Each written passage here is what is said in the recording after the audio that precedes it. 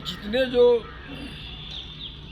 Tested leader जो हैं, जो वर्षों से टेस्ट होकर के आ रहे हैं, जब तक इन लोग सबसाइड नहीं किया जाएगा, दरकिनारा नहीं किया जाएगा, ये संभव नहीं। अच्छा, वो टेस्टेड में प्रभु शाह है कि ना? उस टेस्टेड में वो नहीं है। 4 साल से लगातार जीत रहा है तो ये टेस्टेड ना। 4 साल से इस चुनाव जीतने के, 4 साल का चुनाव टेस्टेड नहीं होता है। ये चुनाव तो जो रूलिंग पार्टी का होता है, और रूलिंग पार्टी में अब यहाँ सबसे बड़ी पार्टी नेपाली कांग्रेस के लोग हैं।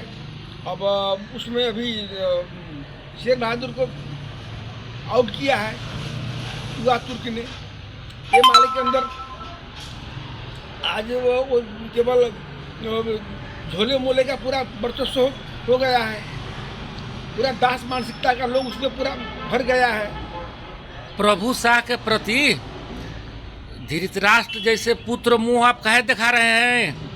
देखिए, प्रभु शाह के प्रति मेरा धृतराष्ट्र मोह नहीं है। प्रभु शाह ने तीसरी जन आंदोलन का घोषणा इन भ्रष्ट दलतंत्र के विरोध में 2080 साल 24 गते कर दिया उसने, और उसके बाद में लगातार इन दलतंत्र के विरोध में, सरकार के हर नीति के विरोध में तो हमेशा आवाज़ उठाते रहा। भ्रष्टाचार के विरोध में आवाज़ उठाया। तो न आपका ये क्या कहते हैं, लघु पीड़ित के संबंध में उसने आवाज़ उठाया, और ये संसार का जो समस्याएं थी उसके विरोध में आवाज़ उठाया। इसलिए वो एक संघर्षशील आदमी है। और दूध का धोया आप किसी को कहिएगा तो हमसे भी हम 23 साल से लगातार हम एक्टिव हैं। सारे लोगों को हम देख रहे हैं, और शेर बहादुर उस दिन को देख रहे हैं जिस दिन वो काठमांडू में था और उसे खाने के लिए नहीं था।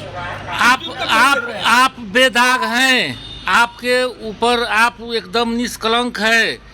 उस हैसियत से आप जो है प्रभु शाह के पिछले इलेक्शन में भ्रष्टाचारी कह के संबोधन किए थे, इसको वोट नहीं दिया जाए, इसको हराया जाए। लेकिन भ्रष्टाचारी करके हमने नहीं कहा था। हमने कहा कि तुमने टिकट ए माले का टिकट लिया, और ए माले को टिकट लेकर के तुमने बदमाशी क्यों किया? लेना ही नहीं चाहिए था उसका टिकट लेकर के उसका उम्मीदवार यहाँ का नील करा दिया। इसलिए हम लोगों का उसका भरोसा, हमने भ्रष्टाचारी का उसके ऊपर आरोप नहीं लगाया था। हमने ये लगाया था आरोप कि तुमने धोखा क्यों दिया है ये माले के साथ। लेकिन उसने इस दल तंत्र के अंदर में, वो तो भीतर था, हम लोग तो बाहर गए।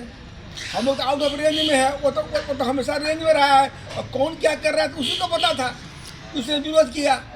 अब डूबती नैया पर क्यों चढ़ने जा रहे हैं आप?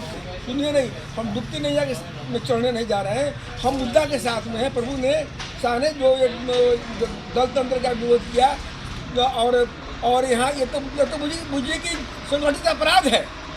इस देश में तमाम तीनों पार्टी मिल करके संगठित अपराध करके देश को बारी बारी से लूटा है, और उसके विरोध में प्रभु है। तो हम उसको कैसे खराब कहेंगे? अभी संगठित अपराध के विरोध में है। प्रभु शाह जी के बात कितना जनता पतिया रहा है? अभी जनता उसकी बात को गंभीरता से ले रही है। मैं गंभीरता से ले रहा हूँ।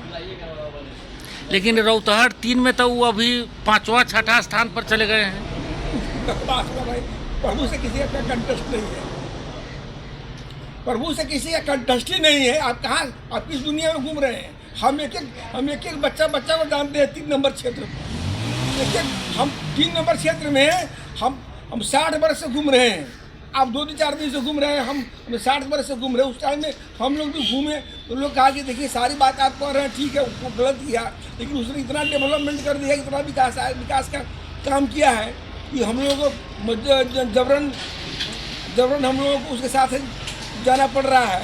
और दूसरी बात कि यहाँ कुछ लोग कुछ बाजार लगा दिए, हमेशा यहाँ कुछ बाजार करते रहे हैं, जिसकी वजह से आप लोकतंत्र के बहुत बड़ा हिमायती है, लोकतंत्र पक्षधर लोग हैं, लोकतंत्र के लिए आप बहुत जेल नेल सहा, बहुत आंदोलन किया।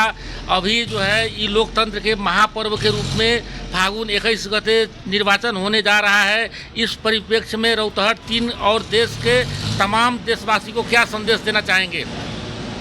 देशवासी को हम यही संदेश देना चाहेंगे कि 3 पार्टी जो बारी बारी से संगठित अपराध करके देश को लूटा है, कांग्रेस से माले माओवादी से आप देश को बचा दीजिए।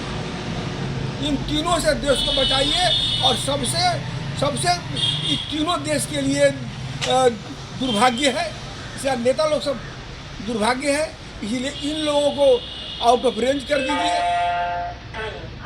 नेताजी, आप अपना अमूल्य समय दिए, बातचीत किए, इसके लिए बहुत बहुत धन्यवाद है। बहुत बहुत आपको भी धन्यवाद।